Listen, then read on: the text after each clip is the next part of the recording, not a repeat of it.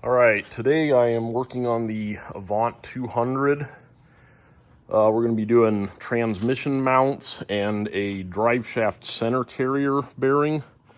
This car had a couple things going on with it. It's really hard to shift into first and third. So if you watch this, you see it's pulling up on the back of the boot there in first and third.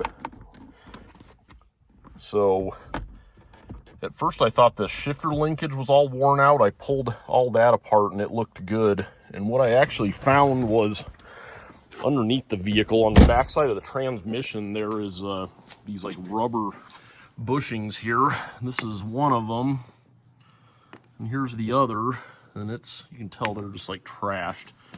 And where those go is up underneath here.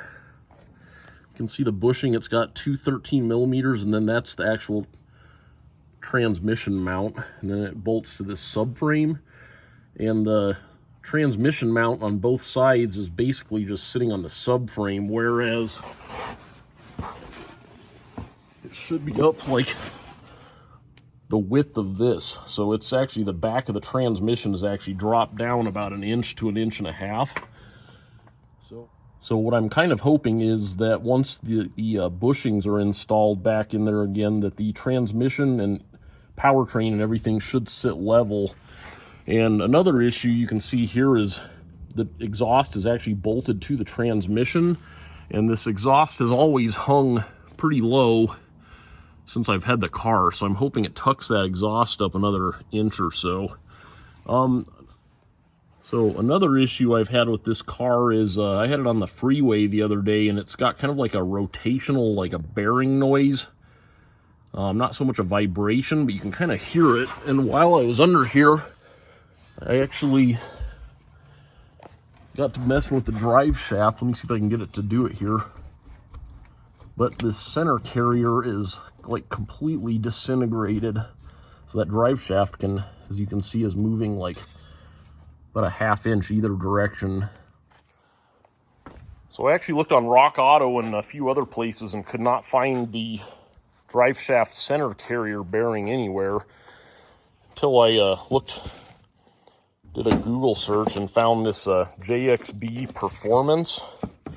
And they actually make this two-piece carrier bearing, which has a different compound in it. And what's nice about these is it actually separates here in the middle with those two Allen bolts. So you basically, I'm going to cut the old one out, and then you can slip this around there, and then you don't have to like press a new bearing on, which is kind of nice. So I will show you after I get the old one cut out, and we'll see how it goes in.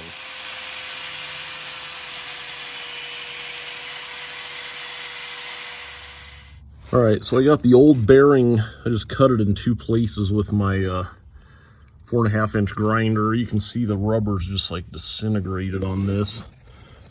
This JXP bearing carrier requires you to trim the rubber down to like just the bare circular middle part. So I just used like a razor blade and just spun that around and got that all nice and trued up.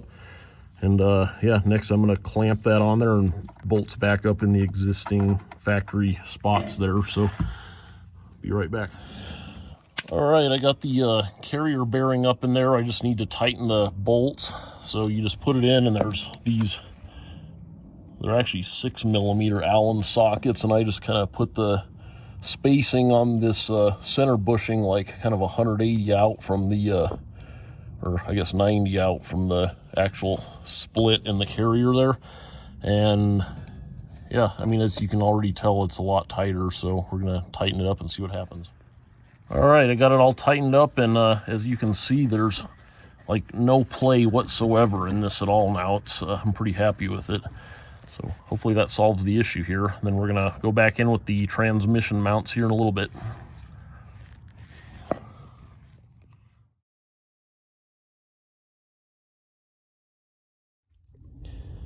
All right, so here is what the rear transmission mount is supposed to look like.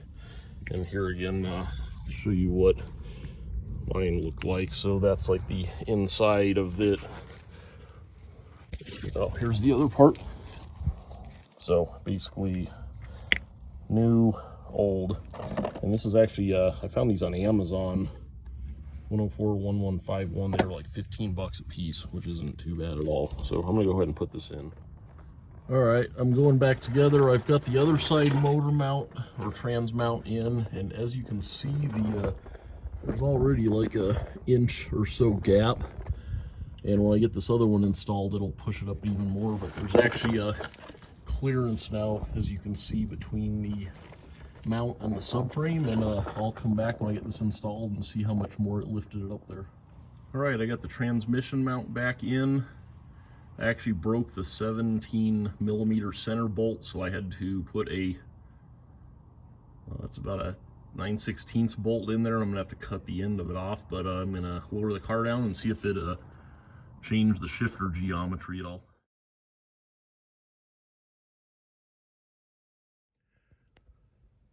All right, I got everything back together here, and I can tell already just by shifting it here, the back end of this is no longer pulling up. So I'm pretty excited that I didn't have anything more major than what I had, but let's go take a test drive and see how it shifts now. All right, we're gonna pull out on the highway here. It's going in first gear really good, and we'll see if we fix our problem.